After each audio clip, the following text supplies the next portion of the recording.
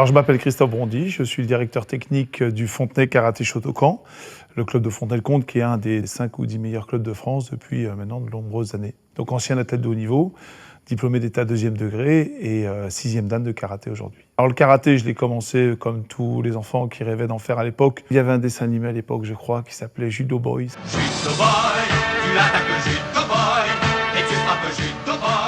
Ça faisait plus ou moins rêver, ça. Et puis j'avais mon copain d'école qui faisait du judo, puis qui un jour m'a mis une raclée dans la cour de nos maisons. Là. Je me suis dit, je vais me mettre au karaté. Très vite, j'ai commencé à tourner à 25 heures d'entraînement par semaine minimum. Et donc, du coup, j'ai eu la ceinture noire beaucoup plus vite que la normale. Je l'ai eu en 2 ans et demi, je crois. J'ai jamais descendu en dessous 30 heures de karaté par semaine depuis que j'ai l'âge de 14-15 ans. Mon rêve, c'était d'être enseignant et faire le karaté à fond jusqu'au moment où j'ai décidé de fusionner tout simplement les deux, devenir professeur de karaté. Le club de karaté, c'était un bon petit club comme la plupart des clubs, mais ça restait malgré tout un club assez modeste, qui avait des périodes de haut, des périodes de bas. Et c'est vrai que dès lors qu'il a s'agi pour moi et certains de mes copains d'aller jusqu'au niveau national en compétition, beaucoup de petits clubs ne peuvent pas suivre leurs élèves aux 4 coins de la France. Donc c'est vrai que j'ai passé beaucoup de temps sur les routes, aidé par mon beau-frère, ma sœur, etc.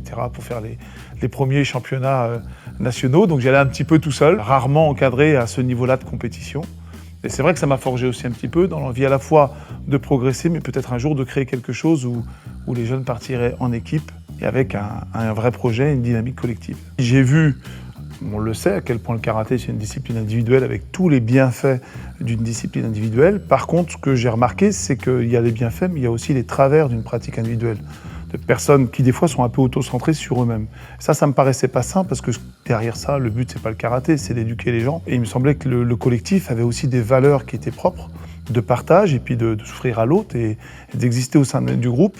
Donc, vu qu'il y avait des compétitions par équipe, et que je pense qu'il y avait des choses à apporter, une identité au club, eh bien, j'ai développé ça. Alors, on a eu l'idée de mettre l'esprit d'équipe dans le dos des survêtements. Beaucoup de gens se sont moqués de nous en disant « Mais quoi, le karaté, l'esprit d'équipe ?» Sans comprendre, aujourd'hui, tout le monde fait pareil. Je pense que je suis un enseignant à la fois très respectueux de la tradition et des origines de notre discipline, mais en même temps, je suis vraiment dans la modernité. Je crois qu'on invente beaucoup de choses ici pour être totalement en phase avec la société et avec la jeunesse d'aujourd'hui. Mais on n'est pas au Japon, on a affaire à des Occidentaux, on a affaire à des Français. Je le pratique, je l'explique, mais je vois qui j'ai en face aussi. Et si on a envie de la jouer très décontractée, on la jouera très décontractée. Et si on a envie de faire des séances très très dures, très très strictes, très très austères, ils le feront avec grand plaisir aussi, parce qu'ils savent que ça participe d'un chemin sur lequel on les emmène en espérant que ça les emmène le plus loin possible. Donc on joue un petit peu de tous les clichés, on joue de la culture aussi des arts martiaux, notamment quand on fait des galas, des spectacles, etc.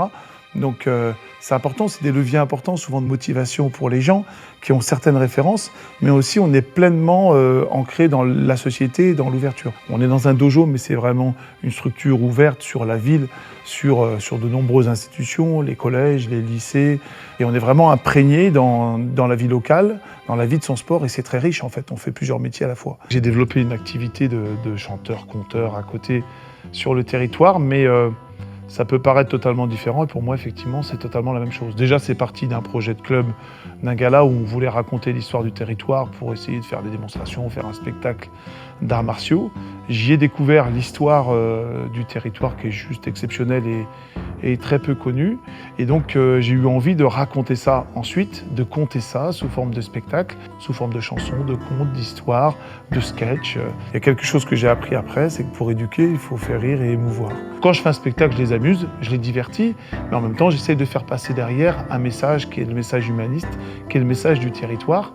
Mais en fait, j'ai vraiment l'impression de faire la même chose, que ce soit en kimono ou avec une guitare à la main. Pendant environ 20 ans, on m'a à peu près dit toutes les semaines que je finirais directeur technique national de ma fédération ou maire de Fontenay-le-Comte. Et c'est vrai que je pense que globalement, j'avais peut-être le profil pour pouvoir le faire.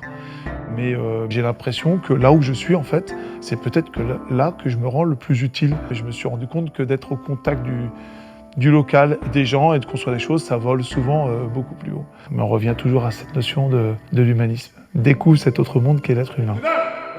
Ça, c'est l'humanisme du 16e.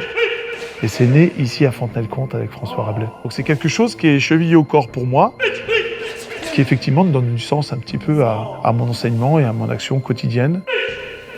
que ce soit au club, que ce soit dans les spectacles, que ce soit au contact des adhérents ou dans la vie de tous les jours.